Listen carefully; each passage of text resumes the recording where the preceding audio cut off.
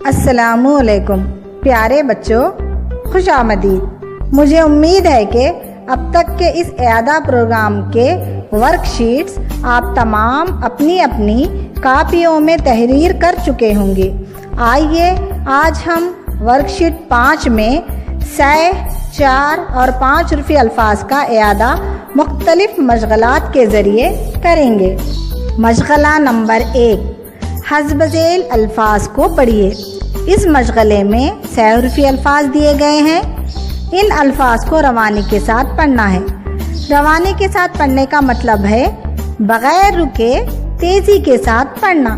جیسے میں پڑھتی ہوں: سیب، قلم، میز، شیر، بیل، چیل، ثمر، محل، عطر، مٹر۔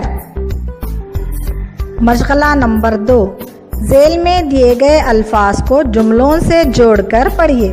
اس مشغلے میں ایک طرف الفاظ دیے گئے اور دوسری طرف جملے۔ ان الفاظ کو جملوں کے ساتھ جوڑ کر پڑھتے ہوئے لکھنا ہے۔ جیسے سر نیک لڑکا ہے، شمع جل رہی ہے۔ اسی طرح جملے بناتے ہوئے روانی سے پڑھیے اور لکھیے۔ مشغلہ نمبر 3، مثال کے مطابق حرف کو جوڑ کر الفاظ لکھیے۔ اس مشغلے میں چند الفاظ دیے گئے ہیں۔ ان الفاظ کو حرف ر سے جوڑنا ہے۔ جوڑنے کے بعد جو لفظ بنتا ہے اس کو بازو دیے گئے خالی جگہوں میں لکھنا ہے۔